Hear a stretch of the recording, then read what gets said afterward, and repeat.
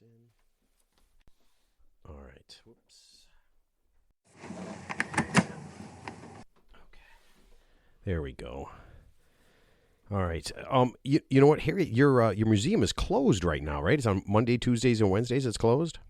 Yes, just the winter, and plus this year we're really doing some massive remodeling. I've got 18 brand new exhibits, and I don't have any place to put them. That sounds like a good problem. Yeah, it is. It's fun. Awesome. All right. So you know what we're gonna do? The sound is perfect. Everything sounds pretty good. Good. We're just waiting for we're waiting for my buddy Teddy to come out of the. He's relieving himself. So I think when we do, I think we can just get started if that's okay with you.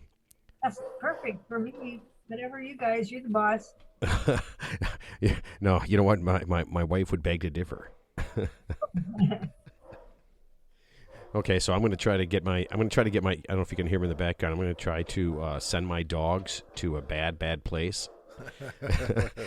Try to get them to stop. Try to stop barking. Every once in a while, they go ahead and they get on the show, and it drives me crazy. So give me 1 second. Okay. We're all good. Her sound is perfect. I'll restart and. I'd like to edit, but I know I can't. I don't remember how. So just start over again.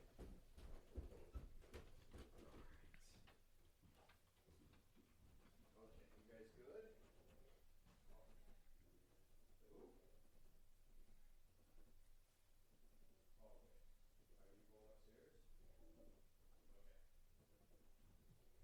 All right, then we are set.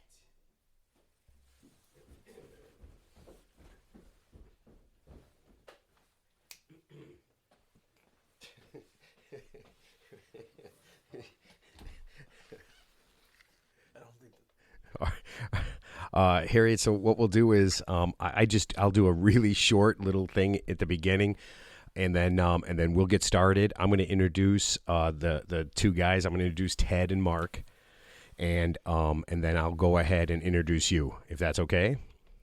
That's fine. And I have my assistant manager here with me. Oh, who's here? Her name is Snooksy, and if she snores, I will just kind of give her a little nudge.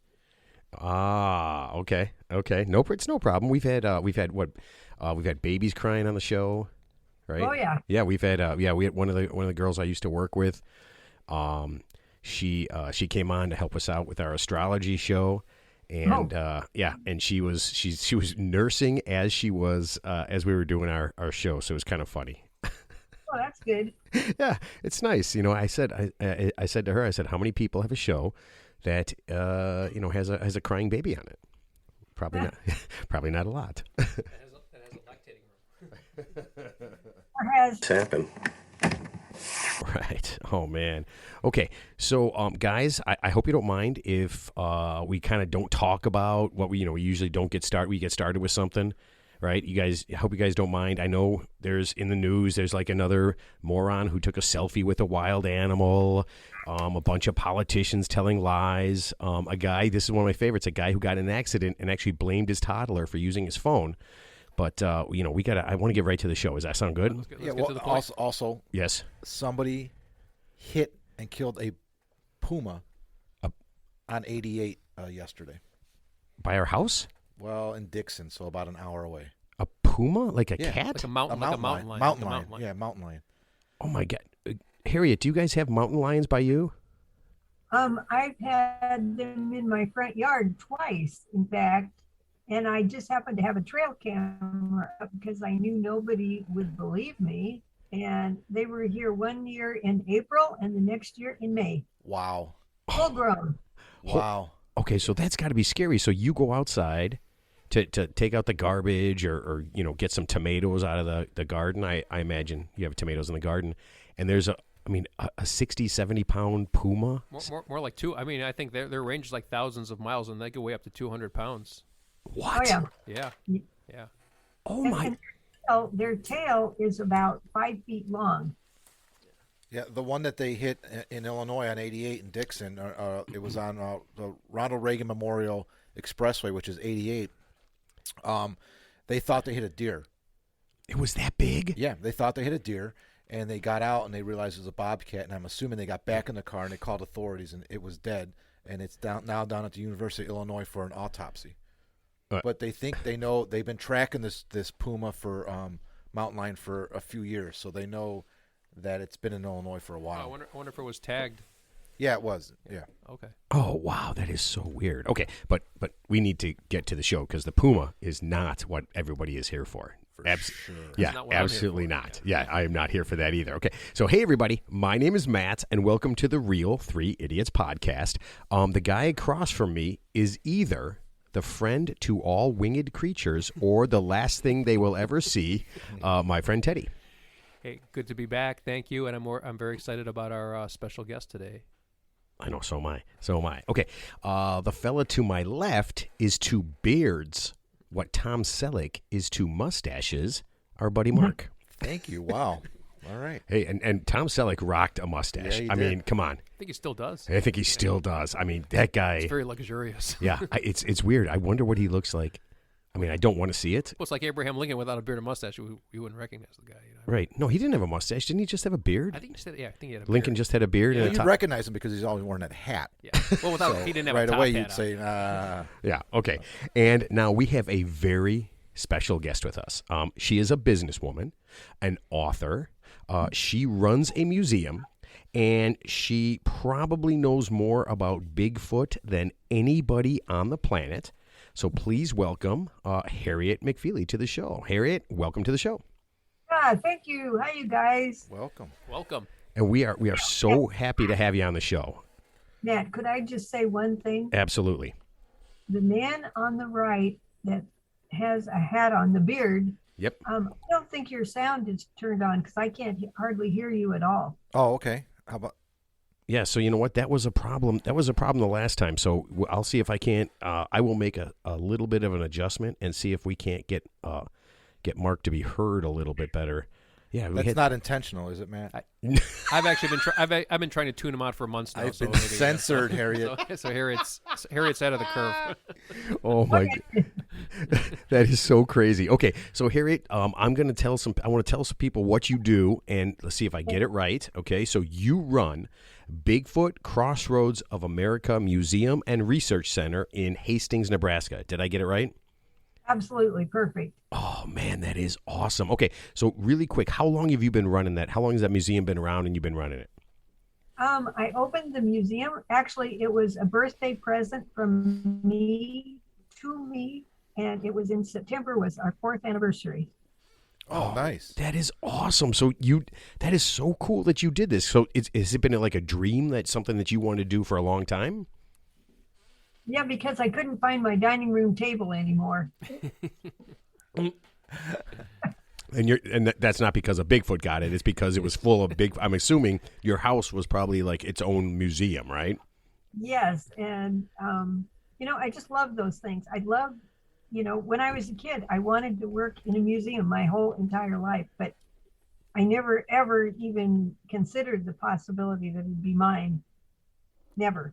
Wow. So you accumulated so much stuff and artifacts that you literally made your dream come true just by being so involved over the years, right? And you're like, I need to do this. I need a place to put it. It serves two purposes. Yep.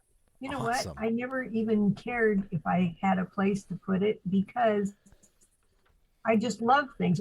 From the time I was a kid, I drug home fossils and clams and seashells and bones and rocks and pictures. But it's awesome because know, now you get to I share it love with things everybody. like that. Now you get to share it with people you don't know as opposed to before, right? They were only people you knew came in your house, right? So now you No. get to share it with everybody. Friends. Yeah, that's all. And I like to put things in categories. I don't like a big hodgepodge mess. So I have my dinosaur bones are together and my woolly mammoth bones are together. And I've got skulls from Peru, 3 ladies. And so I think all of these things are sort of related. Some things I don't know exactly how for sure. I just feel that. Sure. So do people give you things? I mean, are you collecting this stuff, or are people also giving you stuff? Yeah, it's both. But for all the years before, it was everything mine because I like to go hiking and camping and all those things. And so it was basically mine. But since I have opened, like Cliff Brackman, he gave me 3 hand casts, which I really, really love. I have those. Joe Taylor from Texas has given me fossil bones, Tyrannosaurus Rex teeth. A man not very long ago brought me a tooth of a hippopotamus that he found about 50 miles from where I lived. So it's really a big variety of things here. Wait a minute. You Hastings, Nebraska is like southern Nebraska, right? You guys are. I think real quick. I've actually been through Hastings, Nebraska back in the day, and I want to say it's right off of I-80. Am I correct? Yeah. Right, but there aren't hippopotamus there, are there? Well, I think I think there was a very significant dinosaur bed found in Nebraska somewhere. I don't know where, but it was like some local kids or archaeologists were, and it was from years ago, but it was a very significant find. But it was in Nebraska, I believe. Dinosaurs. Yes, they say the Republican River is kind of the dividing line between Nebraska and Kansas. And they have said that they have found more woolly mammoth and mastodon bones, skeletons, on the Republican than any other state in the whole United States. Wow. That is 45 miles straight south of my front door. Got it. Okay. So just in full disclosure, there is no Democratic river, right? There's just the Republican River. I mean, you guys. Yep. Republican, and also the big red people. So I just want to ask just 2 quick questions. These are obvious questions, but I'm going to forget to ask them. So my first question is, what are your hours of operation on a weekly basis for your museum? We open at 10:30 in the morning and we close at 4:30. We try, and that's right now. It's Wednesday through Saturday, and then on Sundays we're open from 1 until 4:30. Okay, and do you charge admission? Yes, it's $5 per person. And what was I good? Oh, I was just going to say those days and hours right now are for the winter. Okay. In the summer, we're open, a lot more hours. Also, if somebody wants a birthday party or a meeting or whatever here, then we open up on special days or nights or whatever they want. We do it. That would be so awesome if you had a birthday party, a Bigfoot birthday party, or like think about it, your typical boring like office Chuck E. Cheese for kids or yeah, something. No, but I'm saying what if you had like a company, right? Like your insurance company, you got like 100 employees and you have the most boring meetings, you have the most boring things ever, and instead you do your thing at a Bigfoot museum. Oh my God, that'd be awesome. Well, you should have seen what happened here last week. I had a lady that was an instructor. We have it's a community college. In fact, I can see it out my kitchen window. And they brought 10 students here and they wanted to walk around. And I have also the only Bigfoot handicap accessible garden in the entire world. And so we were out walking around the garden and I was just kind of pointing out some things and we were having a nice day. All of a sudden I heard a noise and it sounded like, it sounds like there's a horse in my front yard coming around the end of my house toward us. And so we all kind of stopped and looked, and all of a sudden, here came this Bigfoot charging right at us. What? And the instructor screamed. I thought she was going to have a heart attack. And all the kids are going, look, what's that?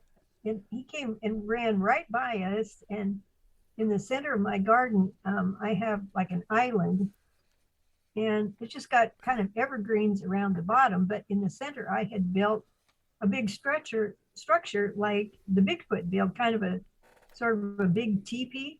And so he went around the back of the teepee. And, one of the nicknames for the Bigfoot is they call them tree peekers. And so he was peeking around the tree, looking at all the students from the college. God. And I tell you what, that created quite an uproar. Well, I would imagine. Yeah, I mean, Wait a minute. That's unbelievable. So just last week? Yeah, it was last Thursday night. And See, normally people go through the museum first and then they walk around the garden kind of at their leisure. But it had turned cold that day, and plus it's getting dark earlier. So I switched the order around and I had them walk around the garden first, and then they were going to go back and tour the inside of the museum. So, okay. So this leads me to the question I had just before you said that you're an avid, you love to go camping and everything. So this would be the second time you've actually seen a Bigfoot, right? Because I read that in 1953 in a camping trip in Colorado, that was the first time you saw two Bigfoot, and that's when you were like, oh my God. Not exactly. In 1953 I can tell you exactly the day I got interested, because I came home from school and my dad always watched the news. And on that day, Sir Edmund Hillary was climbing to the top of Mount Everest, and he needed to go a little bit to the right so he would be on a ridge so he could go to the top. Uh-huh. But on the left, there was a ridge also, and there were giant footprints in the snow. And they were so big, the word Bigfoot was never conned at that time. Right. And so they took a pickaxe and laid it down next to the prints so they could kind of show a scale as to how big it was. And it was just right on the button when I walked in from school. And I can remember that like it happened yesterday. That was the day that I believed. I've never changed my mind. And from then on, I read, I studied everything I could think of up until the present day. So tell us about the camping trip in Colorado. Okay, the camping trip was my very, very first chance to ever go out camping, specifically kind of a research project, looking for Bigfoot or their relatives or whoever. And how old were you? That was only like about 6 or 7 years ago. So, of course, I'm only 39. Do you remember what part of Colorado it was, just by happenstance? Yes, I do. It was in the Rocky Mountains, and we were about, I'd say maybe 40 to 45 miles, just about straight west of Denver. Okay. And and also that would be about maybe about that same distance north of Manitou, Okay. Colorado. So this was just a few years before you officially opened your museum, but you were already way into it. You had a ton of stuff filling your house, right? Yes, that's Okay. true. But on the other hand, I was nobody. Nobody knew me. I had zero reputation. I knew a few people, and that was just because every year, usually, my husband and I would go to a Bigfoot conference, always in some other state. So, I was just an average person out enjoying the mountains. So you're not average anymore, because this is something I know. The governor of Nebraska literally gave you the title of Bigfoot Lady. Is that right? Just about. It's the official Bigfoot Lady of Nebraska. Oh, well, of Nebraska. Nice. That's awesome. And then there's a Bigfoot guy, right? Yes. And Kenneth Collins. Who's Kenneth? It's Kenny, and he is a friend of mine. He is a 30-year researcher, and he previously lived in Estes Park, Colorado, but he really loved my museum. So even though he loves the mountains and everything, he moved to Hastings. And so he's around often, and he's got displays in my museum, and he's made a couple fantastic models of Bigfoot. Okay, so the reason we have you on this week, and this is so cool, so I'll tell you guys this. I talked to Harriet, I'm going to say about a month and a half ago, and it was one of the best conversations I've ever had with anybody, and she didn't know me from anybody. I called her up, and I said, oh, you have a museum, and we started talking and everything, and I said, well, what would be a good time for you to come on? And you said this week, because there's two really special things that are happening this week. What are the two really special things that are going on that are special about the week of October 20th? Okay, tomorrow is a really special day. It is Bob Gimlin's birthday. And people already have started in today sending him, birthday wishes. And he was a speaker at one of our conferences here a few years ago. It was right before COVID. And he is such a fantastic man. He calls me maybe once or twice a year, and I call him, and we just have the best time. And so tomorrow will be October 19th. That is his birthday. And the very next day is October 20th. And that will be 55 years to the day since Roger Patterson filmed Patty walking down Bluff Creek in California. Right. So everybody in the whole world has probably seen this video, right? This is like the world's... I didn't know what it was called until just right. now, but yeah, so it is the world's most famous... It's like the Zapruder film. Yeah, it's world it is. famous. It is literally that. It is the Zapruder film. But the world's most famous Bigfoot video of all time, right? That's kind of how... Isn't that... It's kind of how like most people would have gotten their start Bigfooting. Is that what it's called? Bigfooting or... What would you call it? Or whatever. That's okay. But yes, so that will, and on the 50th, I was invited to go to California because boy, that town out there had a rip snorting celebration for the video. And I had a lot of fun and I met a lot of people and I actually walked down Bluff Creek exactly where Patty walked. And when I was down there, I said, God, please do not let me fall down dead and have a heart attack. I just want to walk back. And you know what? It was, like I said, it was October 20th. And the weather there is pretty much exactly like it is here in Nebraska. And also for you guys in Chicago. It was so beautiful. And I took a lot of pictures and the leaves were just yellow and red and orange and a fantastic blue sky and the water of Bluff Creek. It was just crystal blue. You could see every single rock on the bottom. It was a great day. See, that is awesome. Now, the other thing that makes this week special is October 20th is Bigfoot Crossroads of Nebraska Day, right? Yes, absolutely. Now, are you guys doing something special for that? Just, inviting people to come in and see Patty and talk and visit. And we've got kind of a big patio, it's an entranceway to go into the museum. And so we have all kinds of groups. I never know who is dropping in, but, we visit, we talk. And I have a lot of people that call me up and say, Harriet, if I go to McDonald's and get an Egg McMuffin, can I eat my breakfast on your patio? What? Okay, that's fine. What? Wait a minute. Do you have like kids that come out and they're like, can I, if we bring a 6-pack, can we have a couple of beers on the patio? Or just get like a latte machine, one of those Keurig machines, and just serve your own coffee and have, or like a snack. I don't know if you have like a snack shop there at your museum. We don't have any, and we don't have them bring a 6-pack unless a Dr. Pepper. BYOB, yeah, BYOB. That's a good idea. Perfect. Oh, it's a BYOP. Right. Bring your own pop, right? Yeah. Nice. I love that. Okay, so what kind of things do you have at your museum? I mean, you talked about some of the dinosaur stuff, but what kind of Bigfoot stuff do you guys have at your museum? Well, the very first thing that I always like to show people is we have a map on the wall, and it has a red pin for every sighting that we know of so far. And the thing about the pins, I don't know, I never counted them, but I'd say maybe 30 or 35, which is not very many. But on the other hand, I've only been open for 4 years.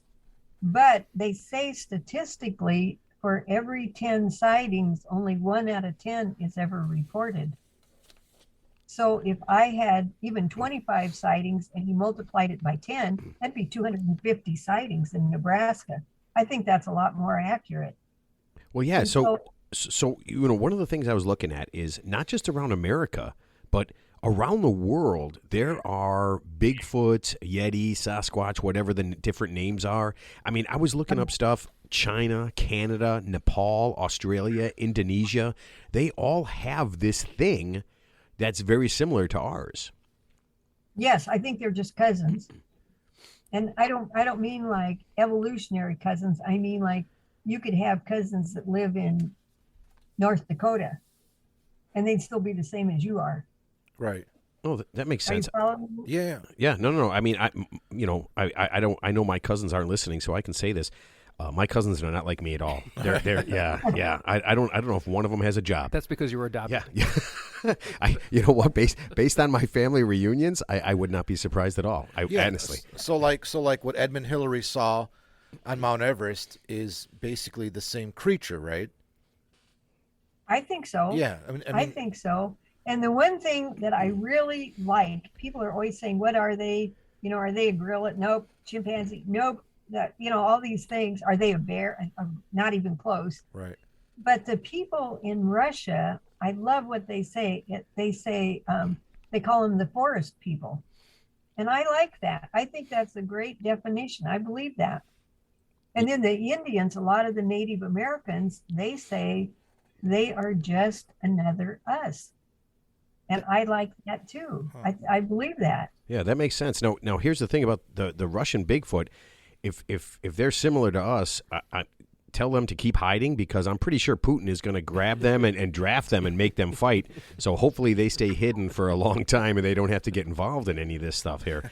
Okay, so let. I just have one little comment about that. And you're okay. wrong. I hate to say that. I never say that. But Putin, this was, I think about 10 years ago, he was flying over Siberia, which is pretty desolate, and they flew over a ridge, and when they looked down, there was mom and dad and two kids walking down the backside of the mountain. And Putin just about flipped. He was so surprised. And the good part that came out of that was when he went back to Moscow, he established a kind of like a group that would do investigations and to see what was this thing and what could possibly come out of that, which I never knew about Putin, was that he's very much of an animal person and that he had in Russia created a whole group and it's Save the Whales. So if he would do that for the Bigfoot, it would be illegal to kill one or shoot one or anything. And so even though I don't agree with his politics, I would love that if they would say, save the Yeti in Russia. Right. Wow, that is crazy. Now, speaking of that, I know the FBI, at some point, the FBI investigated Bigfoot. Is that right? Well, I think they have off and on, but they have a tendency not to confess. Yeah, that's, So- you know what, that's very true.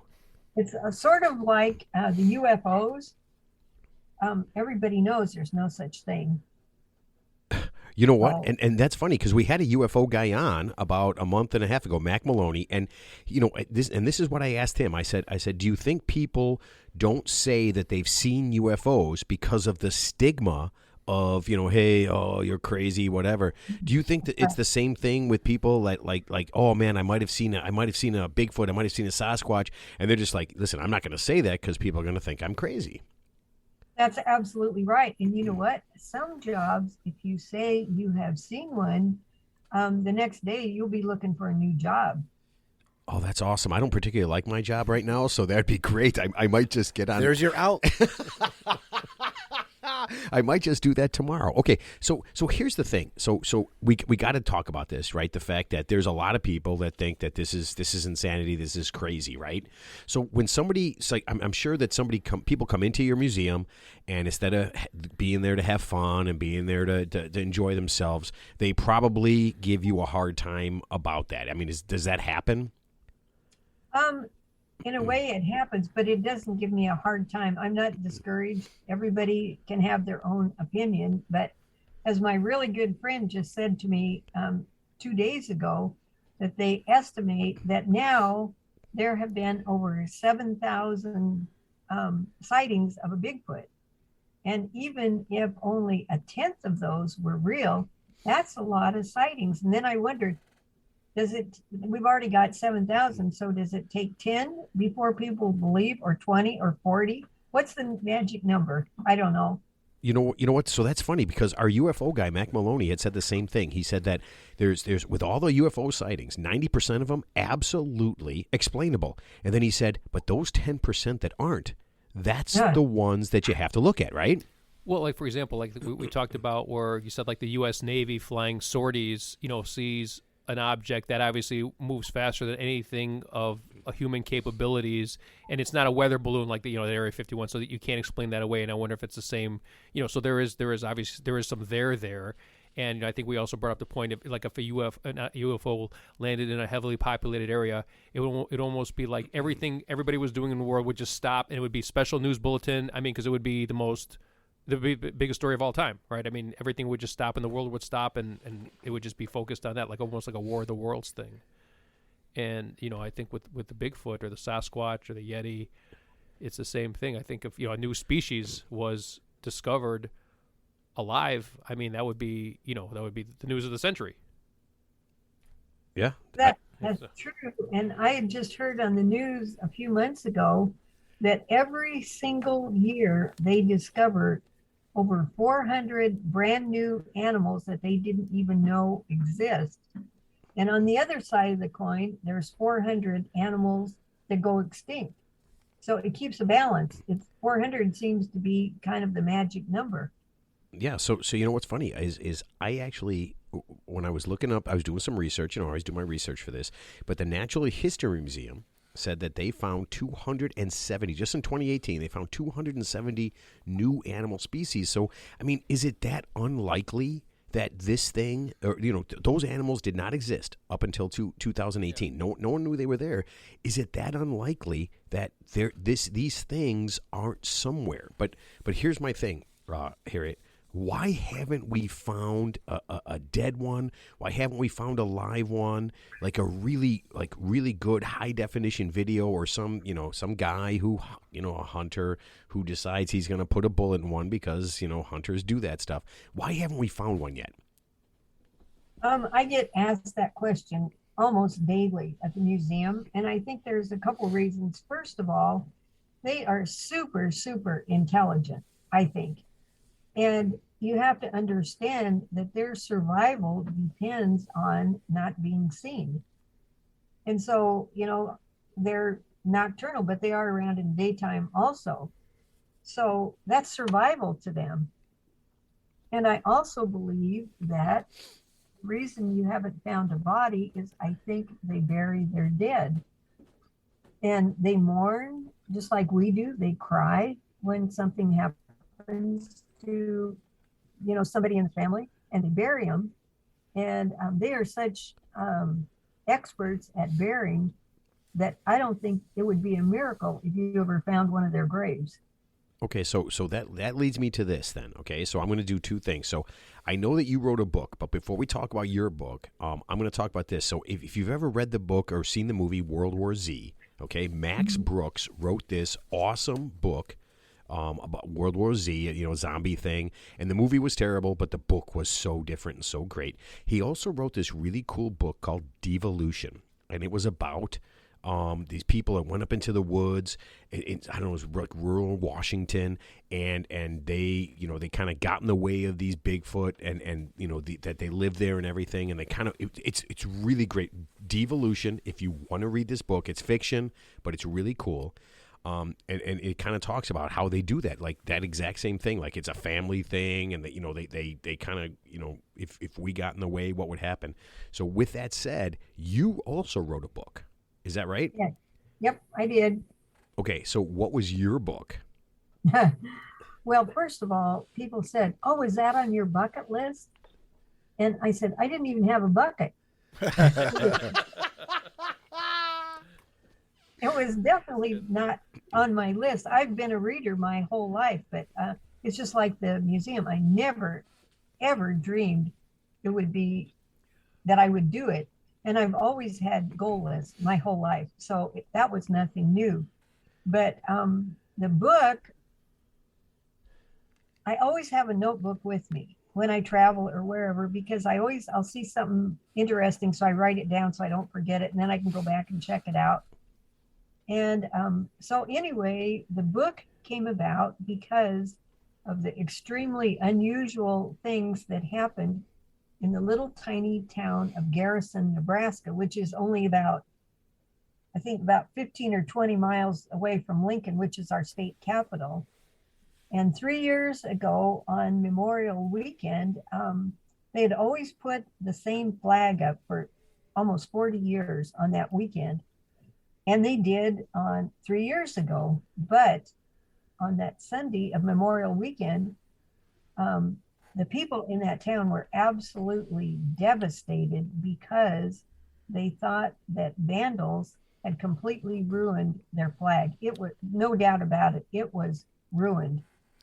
And so exactly 12 days after the flag was ruined, I had three ladies that it was just a coincidence. They came to the museum from Garrison and they walked through. I usually kind of walk through with people and point out, about the different exhibits. And so I was doing that. And I said to those ladies, how did you happen to come here? And she looked at me really serious and she said, because she said, we heard that you were weird. I said, well, I thought that was a compliment. Yeah. And I still do. And so anyway, on one side of my museum, the main one, I also have another smaller adjacent building, but on the main one, I have a big exhibit that belongs to Don Monroe. And it's about the phenomenon that they believe that the Bigfoot are braiding the manes of the horses. And wait, hold on. So a Bigfoot would go to a horse and then braid their mane? Absolutely. Yep, they do. So when the flag was, how was the flag vandalized? What did it look like? Like what happened? It was, I saw the flag a couple of weeks after that, and the lady, in fact, she was standing in my museum, and I had a big rug on the floor, and the rug is 5 feet wide and 7 feet long. That is exactly the size that the flag in Garrison was. That's called a casket flag. I didn't know that. And anyway, where the blue was with all the stars, it was absolutely, totally perfect. There was not one thing wrong with it. And we flipped it over and we looked on the other side. It was perfect over there also. But from where the stars were, they tore the flag in strips on the stripes of the flag. And I thought that was really low life to do that. That affected a lot of people. And this lady said to me, well, we thought it was really weird. That's a key word. Boy, when I hear that, I pay attention. Yeah, that's really weird. And yeah. And she said, it was so weird because after they tore the stripes in strips, then they tied a knot.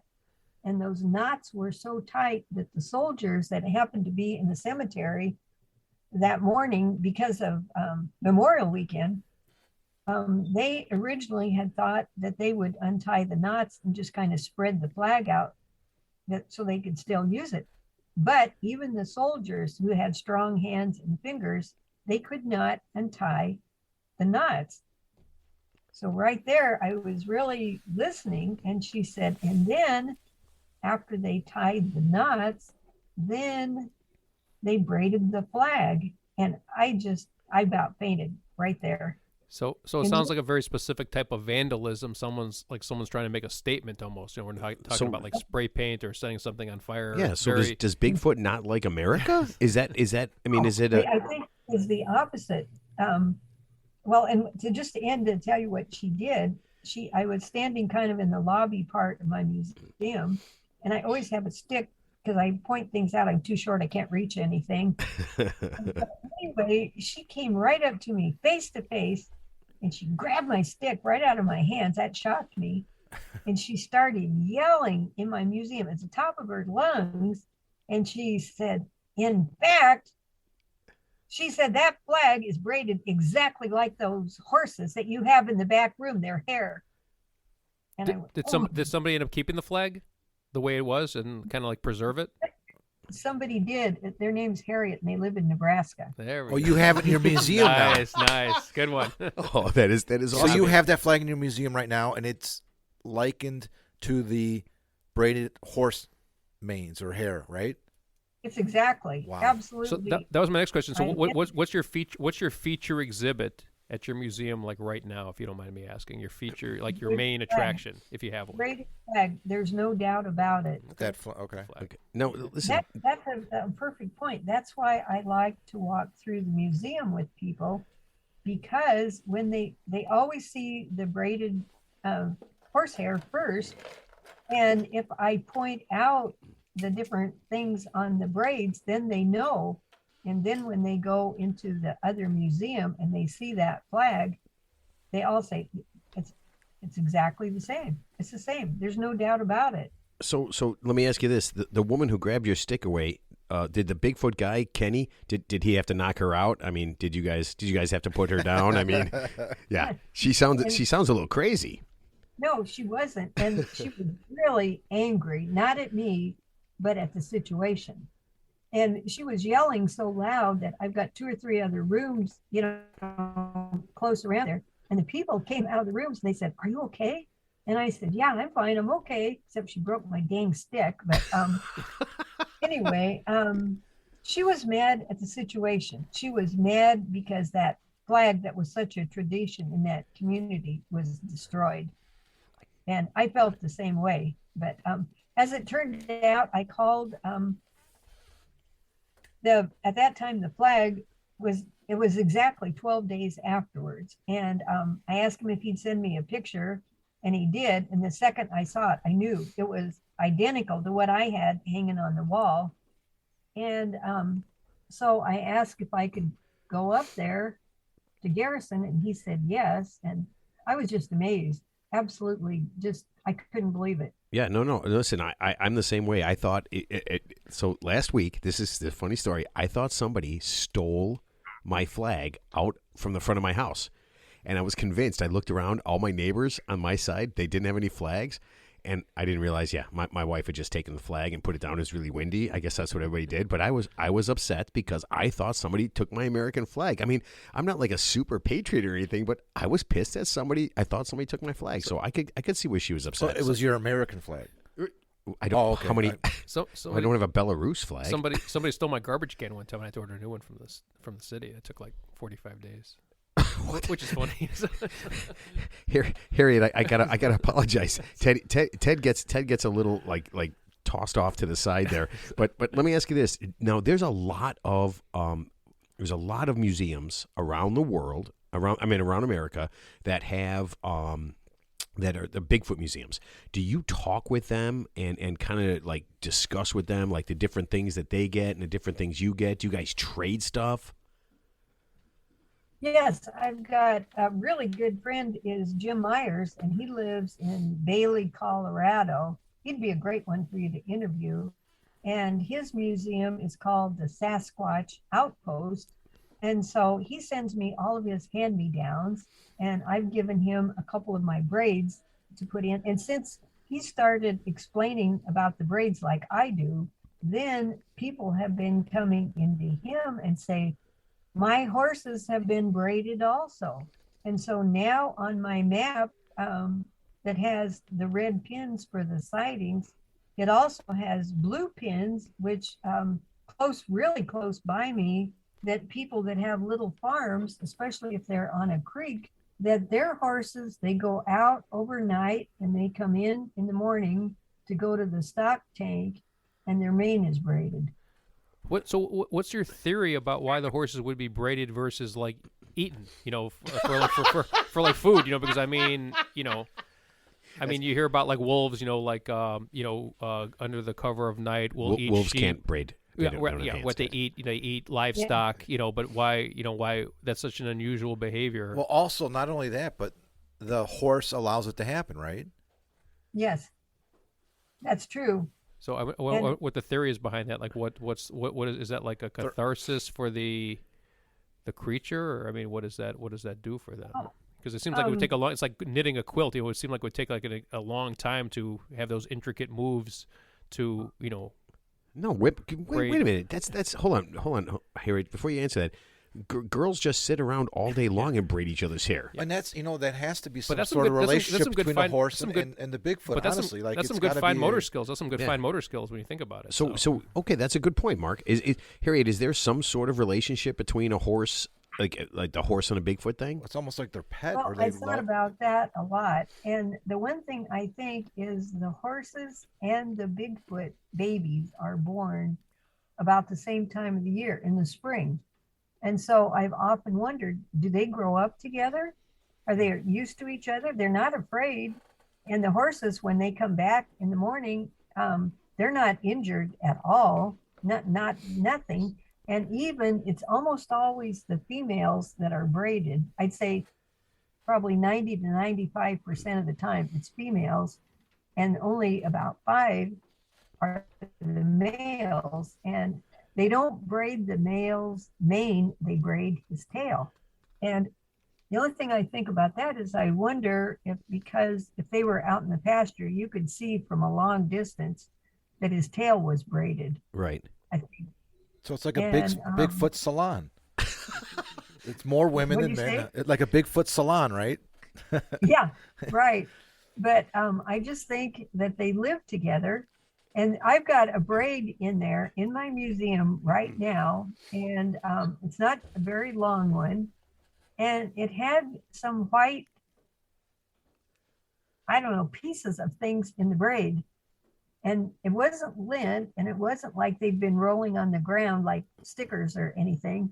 And so they took one of those little pieces and they had it analyzed, and it came back that it was mare's milk, and it had dried up.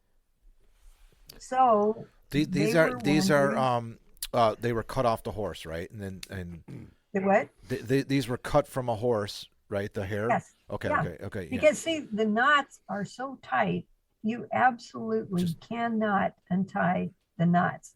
And so people, when their horses are braided, they will take just that little piece of hair, maybe just a ½ inch across, and they just cut that braid out. And then, their mane will grow back. Right. They'll have a little jump off there for probably a year or so. So on, I'm not too familiar with Bigfoot. My first introduction, other than that famous film from California that you alluded to, was there was a HBO or a cable special called Finding Bigfoot, and it was on.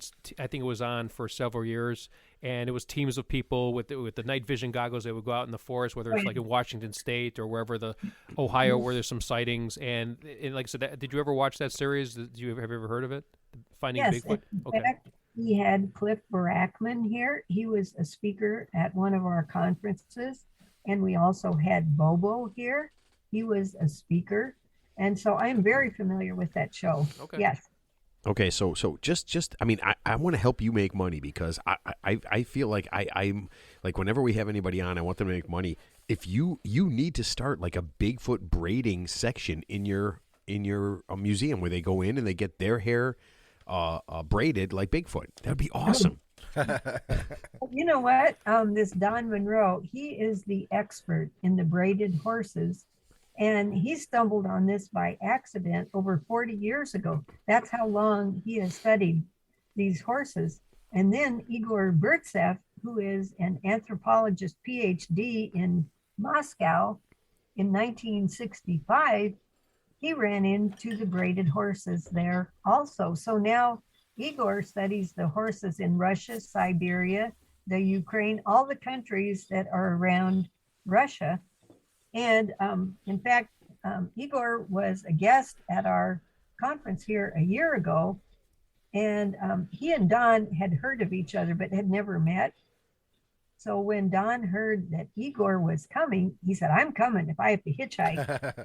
And so they both brought lots of pictures, from Russia and from here. And they actually stayed at my house for 10 days. And that was very interesting. And anyway, looking at those pictures, those braids are identical. It doesn't matter if they're from Russia. So that's a worldwide thing. Okay, that's what I was going to say. It's just not a thing that happens here. Just like you said, like the Bigfoot that Edmund Hillary saw, they're all related. They do the same things. They're cousins. They're very similar. So their nature is to do the same things, right? They probably eat the same things. It's like hereditary. Yeah. So they're doing that to horses everywhere. Okay. Yes. And the other thing that I would say is the knots and the braids are absolutely identical. And on this very first flag that they gave me, in fact, from that little town, was all the braids and the knots and everything. They were super, super tight. You could not untie them. But at the very top, there was a braid, and it was made out of the material that the white part of the flag.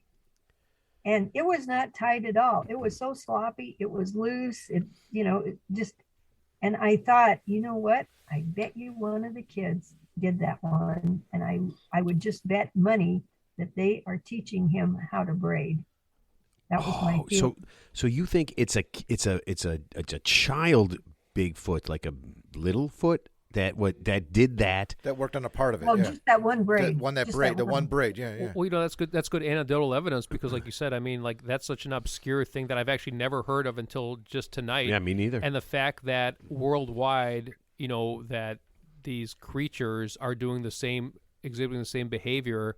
Because obviously that's something I don't think anybody could even Google that. Like I said, it wouldn't cross my mind to even Google that. When you could Google Bigfoot, or Yeti or Sasquatch or Abominable Snowman, I doubt that behavior or that character trait would come up. So I mean, that does lend some validity to kind of what you're saying. Because I mean, how could that be such a common thing worldwide? And that leads me to the question, like Ted was talking about, why don't they eat the horse and everything?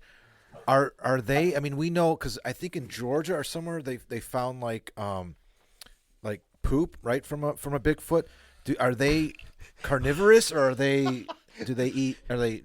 Hold on, before you answer that, Harriet, Mark has a very foul mouth, so the fact that he just said poop instead of any other word for poop is really a big step right here. Feces.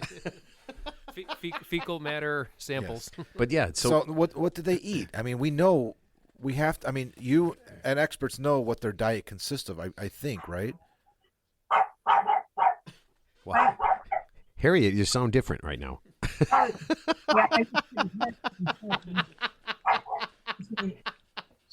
Quit. That is so funny, Harriet. Just before you answer, we've had a couple weeks ago. We had my friend Anissa. Right, her baby was crying. Yeah. So we got dogs barking. I mean, I can't wait to see what happens next. But yeah, so what do Bigfoot eat? Oh, what do they eat? I think the principal thing in their diet is deer. And of course, I mean, deer, they are in every single state. Harriet, let me ask you something. Did you just hit your dog? I just threw the notebook at her. I think just shoot her away. That's all. We had somebody that just drove in my driveway, and she thinks she's a killer guard dog. Oh, that my dogs are exactly the same. Exactly the same. I wanted to say just one thing that you said kind of just a few minutes ago. And, when I first heard the story, she said vandals did it. And that made me really angry because I don't like, when people malicious, destroy things. Right. Then when I saw the flag and the more I thought about it and I've talked to people and I've studied it again for 3 years now, I've studied it. And what I knew before, I knew it in my heart, is I feel that the Bigfoot are extremely artistic. And if you talk to any of the other Bigfooters, they will talk about, they see the big arches they make. Right. And you can see the big X's and teepees. Oh, with tree like that. With tree limbs and stuff, right? Yeah, tree limbs. Yeah. I saw the day after the flag was braided in Garrison at the cemetery. The city park was only just a half a mile from there, and a lady took me out to the park that they had this huge big tree. It's the diameter, I don't know if it was like a big elm or something, but anyway, the diameter was about, I'd say 2 to 3 feet across. It was a big tree and probably 30 to 40 feet tall, but around at the lowest part of where the branches were on the trees, there was 6 new little branches that were starting out, and they were all about, I'd say maybe 7 or 8 feet long. And of course they were pointing upwards, and there were 6 of them, and they were about 1 inch in diameter. So at that time, they're really, really flexible. You can bend them and they won't break. Sure. And so she took me out to the park, and they had taken a hold of 6 of these new little starts, and they bent them clear to the ground, and then they braided the 6 branches together. And I was standing right there, and just about like where my knee would be, they tied them all together in a knot. And they were pointing to pointing to the ground. And those branches were obviously braided. There was no doubt about it.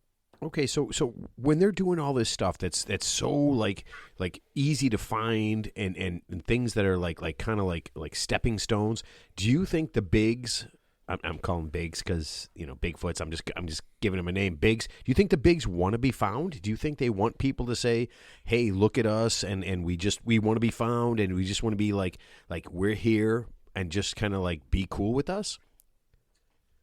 I don't know if it's exactly like we want to be found, but I do think they are artistic, and I do know they make a lot of braids, different kinds, and they give them to us all the time as gifts. And when they give us a gift, it is so obvious it was planted there. It was no accident. And I think it's kind of like a reaching out.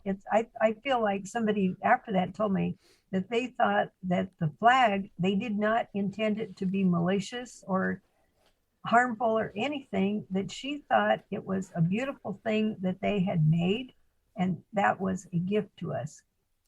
So that right there, it kind of changed my whole attitude.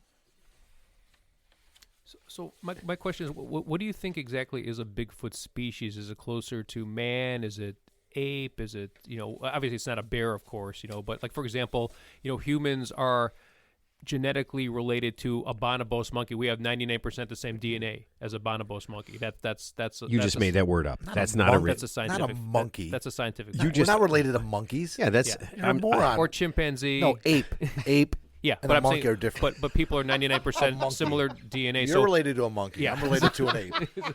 We'll keep it at that. So what's your opinion on that? I think it's like I said earlier. I love what the Russians say. They say they are the forest people. Right. So people, hence the term people. So they're kind people. of right. Yeah. They are just another us. So, and you know what? Those Indian tribes have lived with the Bigfoot for hundreds and hundreds of years.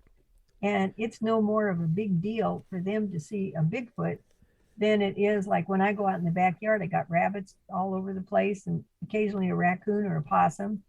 And I don't call the Omaha World Herald and say, hey, come out to my yard. Right. Got a raccoon in my yard. You Right. can't see this. And that's the way the tribes are. They're around them all the time. So, they live with them. They get along okay. So I want to go back to, speaking of your backyard, when you had the group, the school group over, and Yes. the Bigfoot kind of ran across and hid behind a tree. Yes. What was like how many people were there?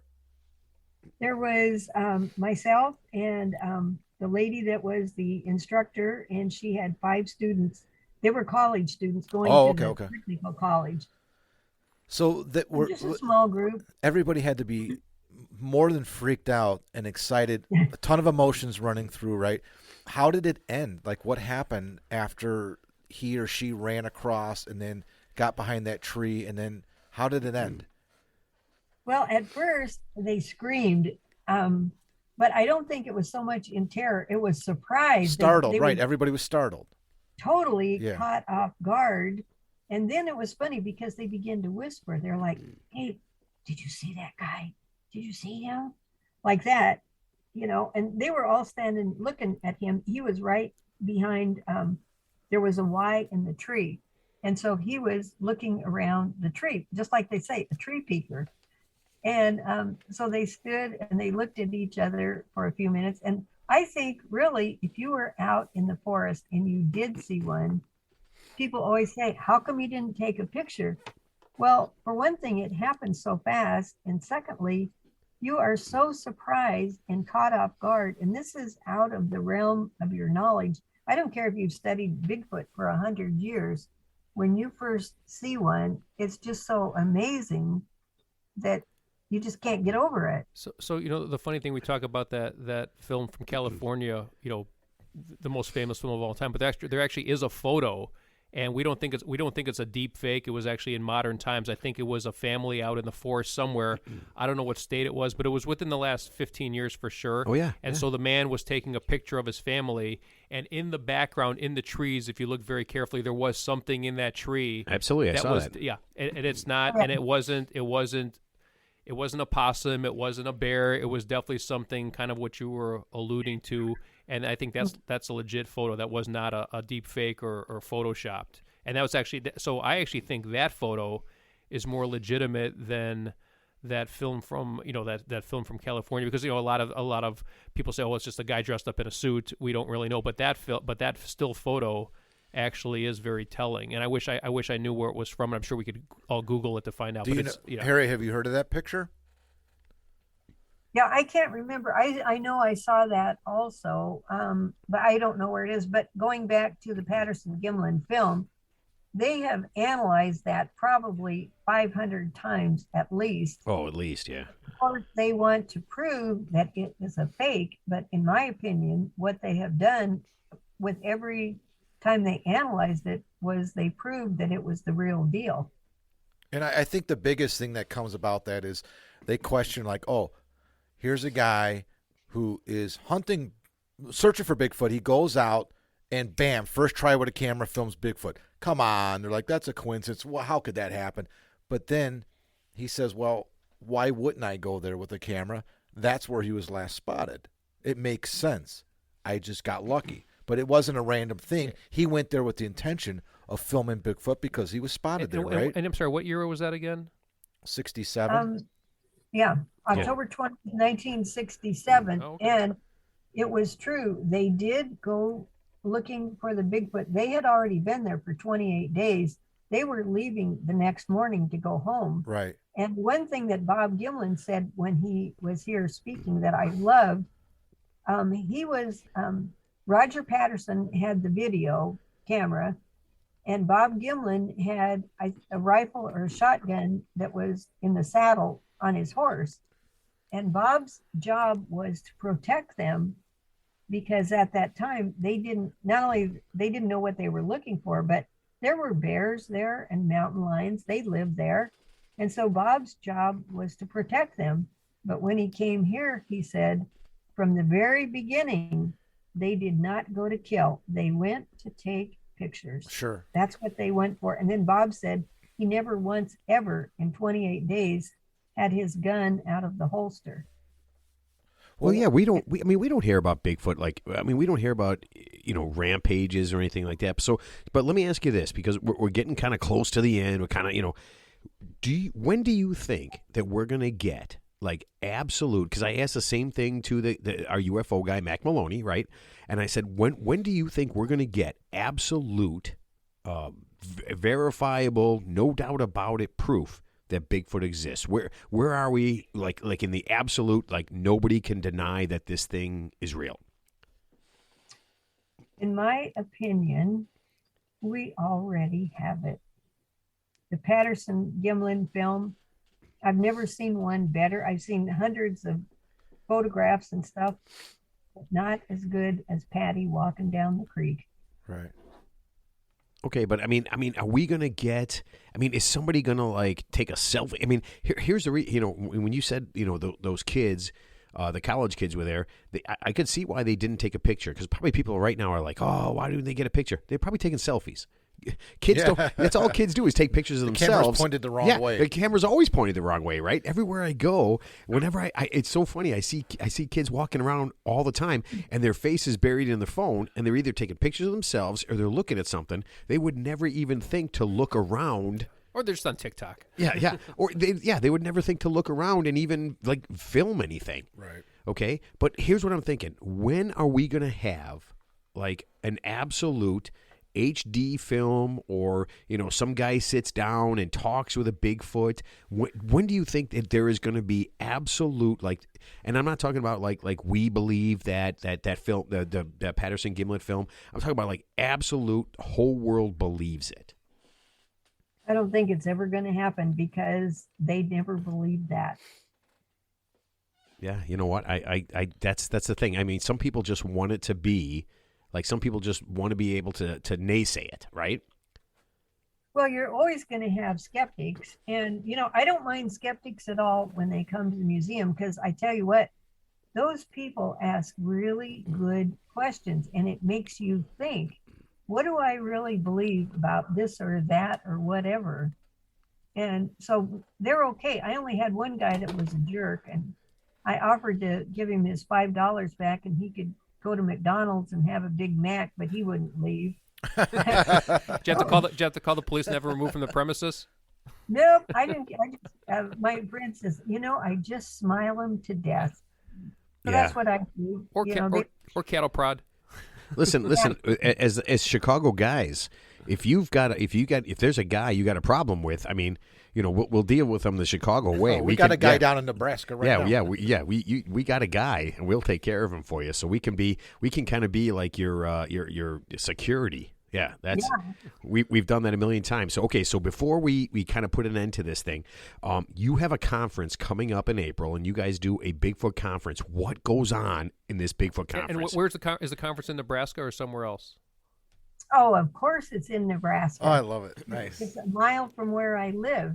And what I was going to say about that, even though you're ready to end, is if you guys were smart, you would come to our conference and record your program there, because there's going to be a lot of information there. Harriet, we're three idiots, just so you know. I mean, so when you're asking if we're smart, we're not. But yeah, so that was, and this is funny. So one of the things that Harriet, when we talked immediately right away, and again, I just knew she was going to be the perfect guest, right? She said, you guys got to come down to the conference, and I did not say we wouldn't. I'd like to see the museum. I know. I would love to see the museum. Okay, so Harriet, here, let me do this. Could we be your Illinois correspondents? Absolutely. Oh man, we have got this down. So I mean, you know what, guys, I would love a road trip down there during the conference. Right? We could do a show right from the conference. Enjoy that. That would be a blast. You guys in? Yeah. Yeah, Harriet, hold on. I was in for a road trip. Yeah, okay. Just so you know, Harriet, and they 80 say all the way, right? It's 80 all the way. Yeah. You know what we could do? I love the concept of this. We could do a show every day on the road. Okay. Oh, that'd be fun. That would be so much fun. I'm Googling Hastings, Nebraska right now. Teddy.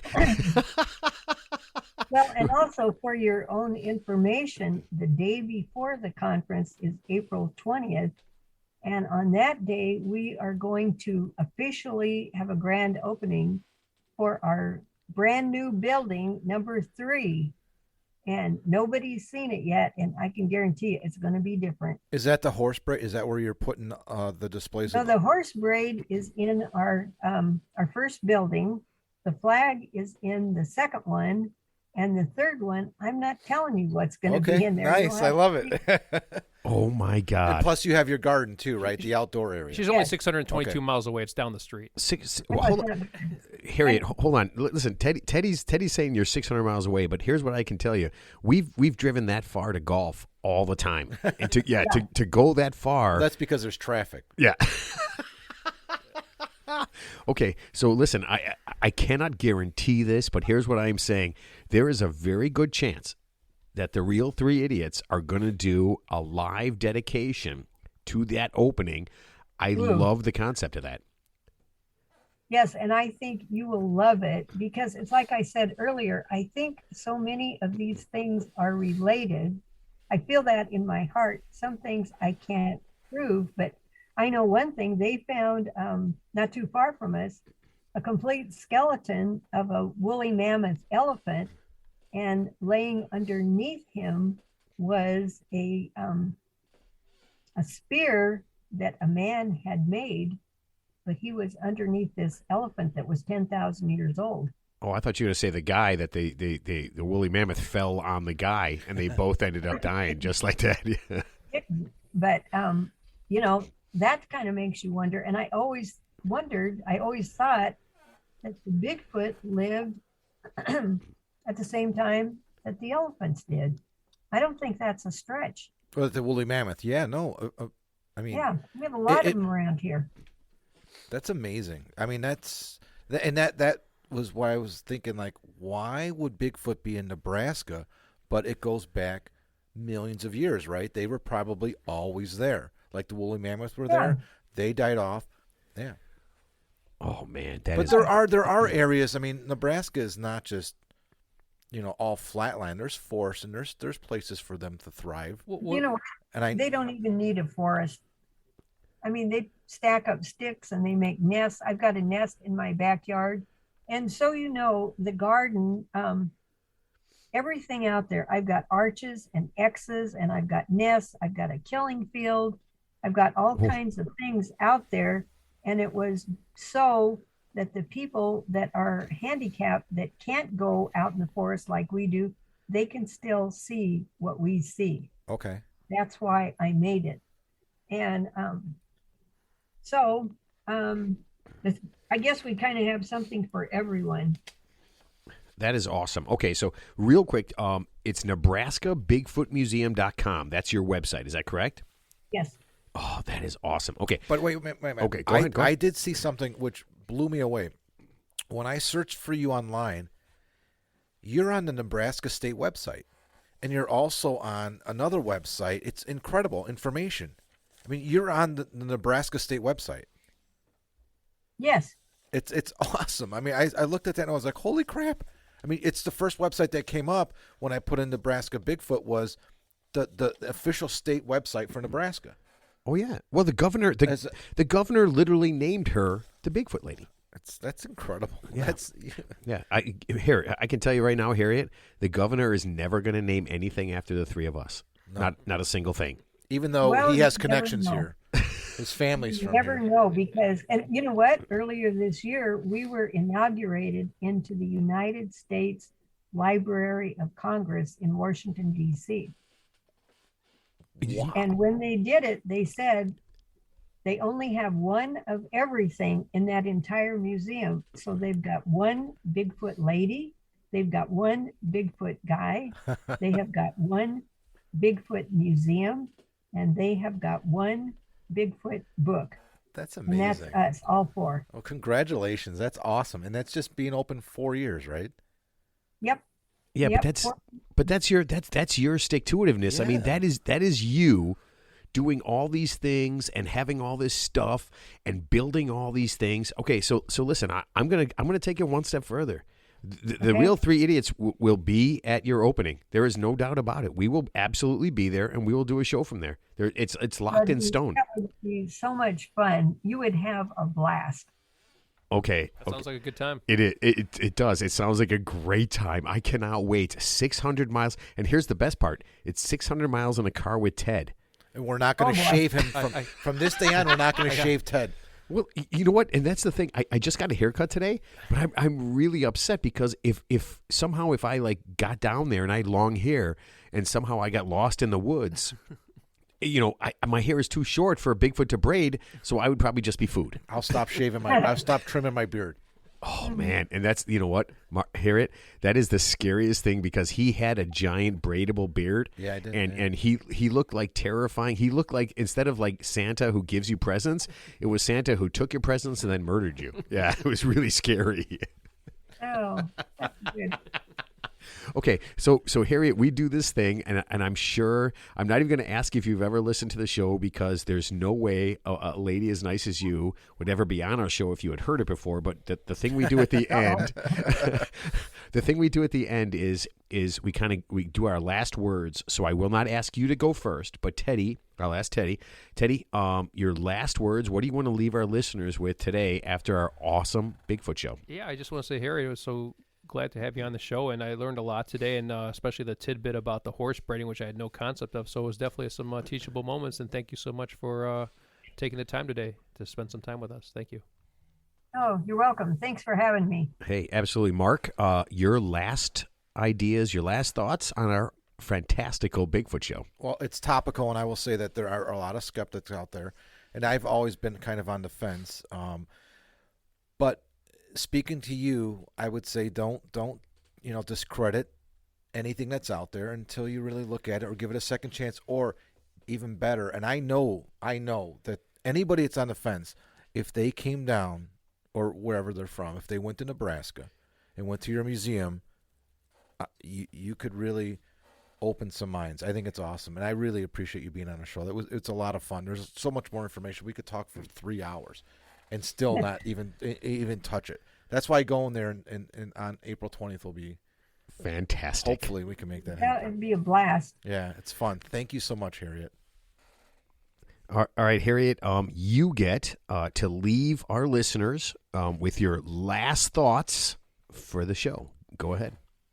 Wow. First of all, I was really honored that you asked me. And this is my passion. This is the love of my life. And you know what? The goal of our museum and the conference from the very beginning is that we would be historical, educational, and scientific. And we have never wavered from that. So even the skeptics sort of like me. Well, it's not hard to like you, That's right? It's definitely not hard to like you. But what's harder to do is gain respect, and I think that they respect you in addition to liking you. Liking you is easy, right? But respecting the things that are in the museum and what you stand for, that's more difficult, and I think that that's what they probably do. They probably respect you a lot more because you guys hold true to what you just said. Can't argue with that. Nice. I agree. And it's in my book. It's in a way it told the whole story, and it's really kind of controversial, but all the way through I said on every chapter, I said, you know what? These are the facts. This is what I found out. I investigated every single thing in that book.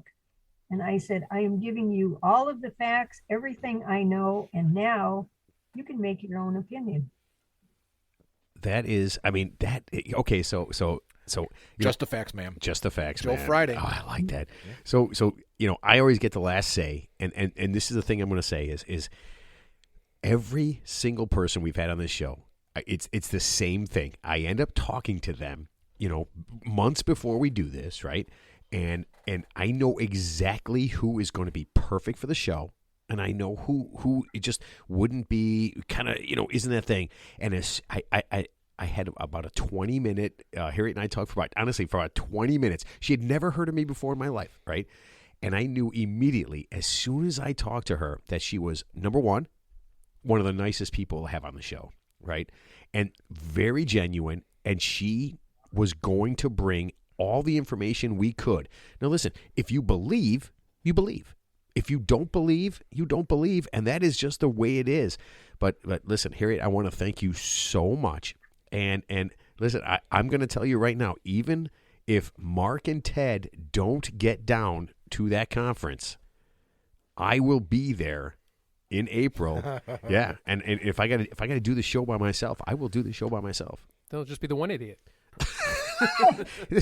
I think I'm stupid enough to be an idiot. I'm 3 idiots worth no matter what. Uno idiote. I love it. All right, Harriet, thank you so much for being on the show. Thank you, Harriet. Yeah. Thank you. Yeah. Thanks for having me. That was fun. Yeah, that was a ton of fun. All right, listen, guys, listen up. You know what's coming up. We've got some great things coming up in the next 3-4 weeks. You know what? If I told you what it was, everybody would blush. But listen, keep listening, keep enjoying, and have fun.